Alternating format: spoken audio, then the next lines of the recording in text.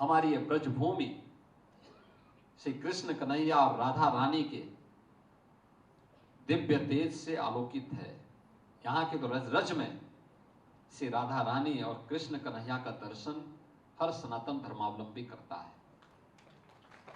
हम सब आलोकित होते हैं आकर के, एक नई प्रेरणा प्राप्त करते हैं,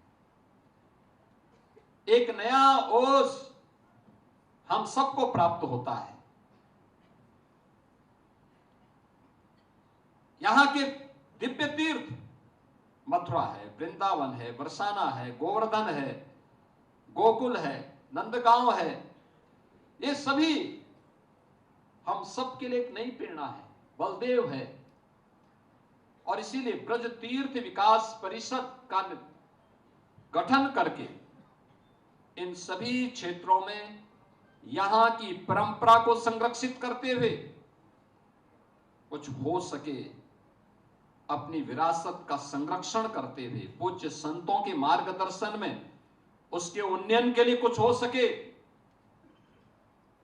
तो ये डबल इंजन की सरकार कुछ अपने स्तर पर प्रयास कर रही है। क्योंकि हमारा मानना है विकास तभी सार्थक है जब विरासत रहेगी।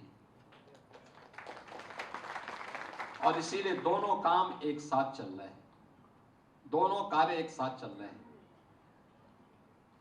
हम लोग उन चीजों को ढूंढने का प्रयास कर रहे हैं,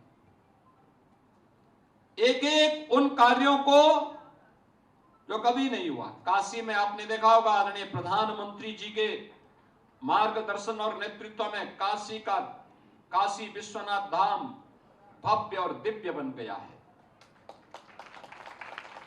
पहले काशी विश्वनाथ धाम में दर्शन करने के लिए कोई सनातन धर्मावलंबी आता था, यानी 1916 में राष्ट्रपिता महात्मा गांधी जब काशी हिंदू विश्वविद्यालय के उद्घाटन कार्यक्रम में भाग लेने के लिए आए थे।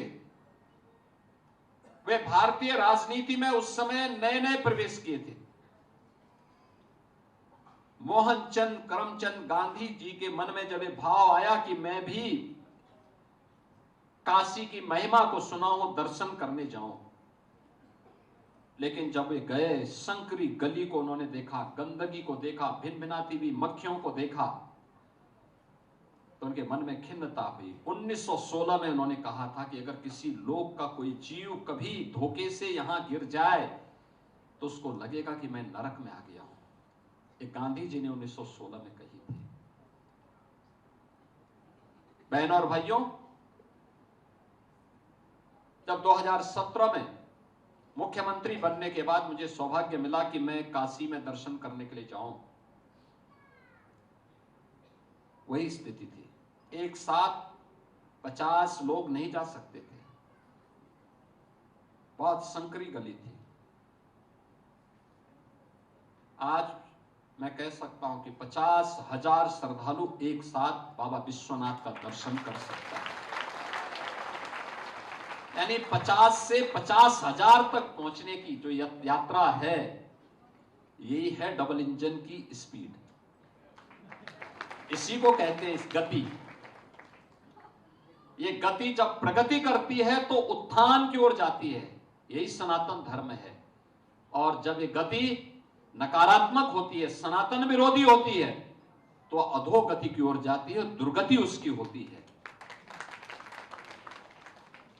हम इसको प्रगति की तरफ ले जा रहे हैं, क्योंकि सनातनी परंपरा के प्रति हम सबको गौरव की अनुभूति होती है, और इसीलिए इसको प्रगति के पथ पर अग्रसर करने में हमें सफलता भी प्राप्त हो रही है।